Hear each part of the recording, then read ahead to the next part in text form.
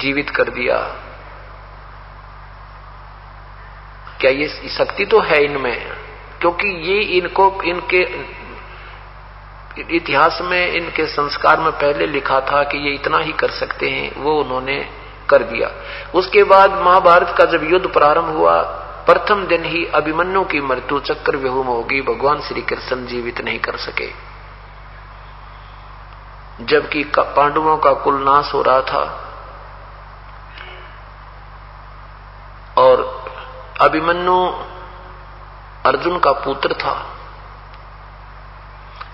भगवान श्री कृष्ण का सगा भांजा था, क्योंकि सुभद्रा भगवान श्री कृष्ण की बहन अर्जुन से ब्याही थी और सुभद्रा का पुत्र था, भगवान श्री कृष्ण का सगा भांजा था। श्री कृष्ण रो रहा था, सुभद्रा रो रही थी, पांचों पांडव मुंदे पड़े थे।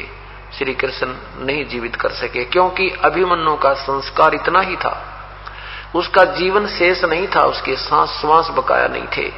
इसको कोई चेंज नहीं कर सकता, केवल कबीर परमात्मा ही कर सकता है। अब इन बातों से निर्णय होगा, तुलना से ही जो ना कंपैरिजन होता है। दोनों भगवानों की हिस्ट्री, कबीर परमात्मा की भी हिस्ट्री आप सुनोगे, कहानी सुनोगे, अमर कथा सुनोगे, इन भगवानों की हमने सुने रखी है।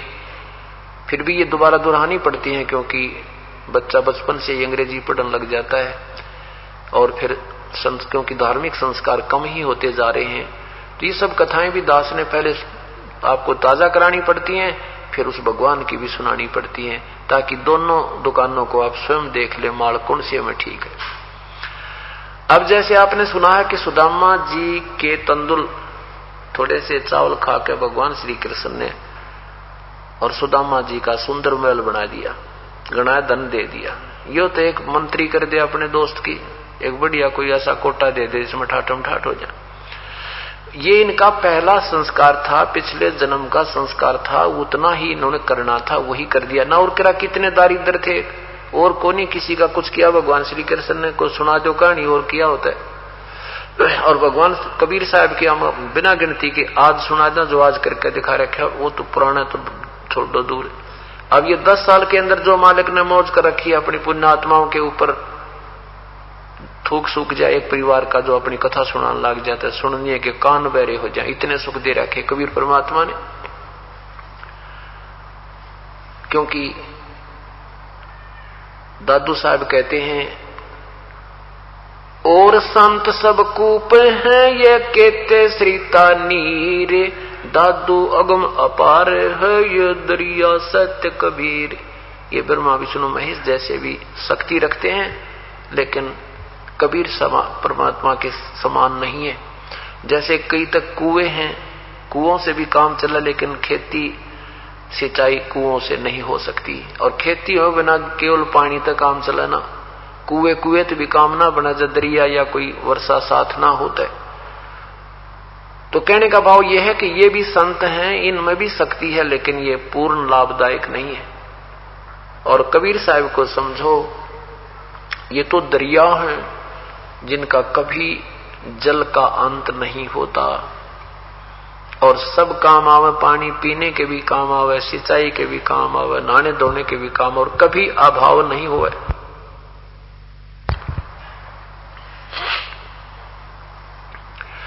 श्री कृष्ण जी ने सुदामा जी का एक महल बना दिया 2 मुट्ठी चावल खाके, बिल्कुल ठीक है, इसमें कोई शक नहीं, ऐसा उन भगवानों ने कर दिया। लेकिन किया कहां से, ये आपको बहुत दिनों में समझ में आएगा।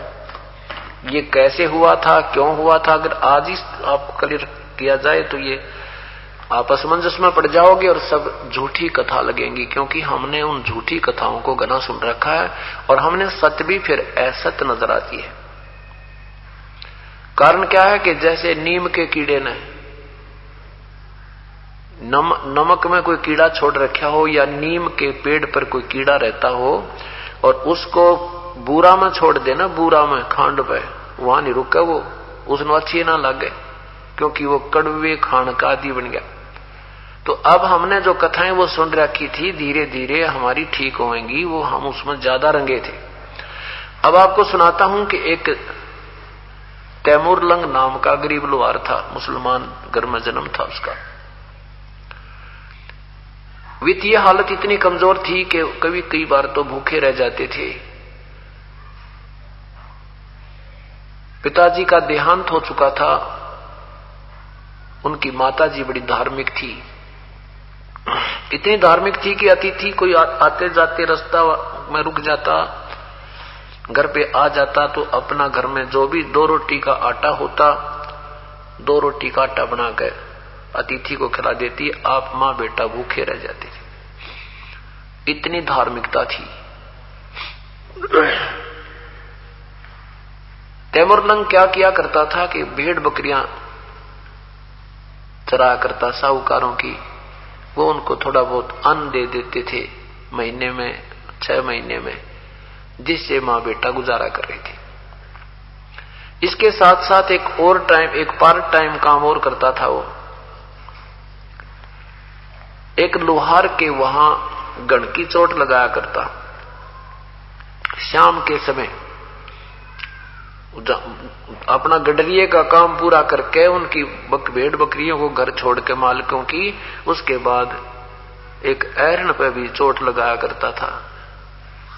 गण लगाने की ड्यूटी अपनी नौकरी करता था, उससे भी वो कुछ अन्न दे देता था, जिससे मां बेटा गुजारा कर रही थी।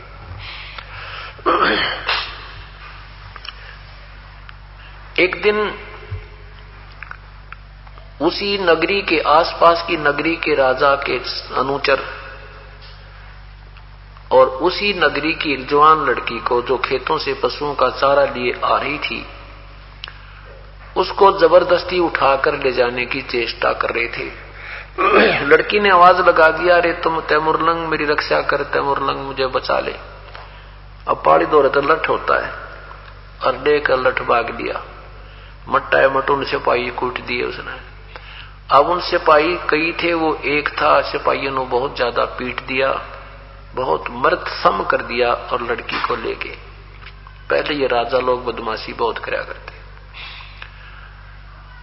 वो कुछ देर के बाद होश में आया, फिर उसको वो ऐसी बात खटक गई है, भगवान जब मैं राजा बन जाऊं, इस राजा को मजा चखाऊं, इस निकम्मे को, इसने हमारी बहन बेटियों की, हमारे गांव की इज्जत लूटी है। ऐसे उसके मन में खटक लागी, हरदम वही रट रहे। एक दिन भेड़ बकरी चरा रहा था जंगल में, गांव के साथ ही बकरियां दोपहर के समय अपने एक तालाब के आसपास बैठा रखी थी, वृक्ष के नीचे स्वयं खाना खा रहा था।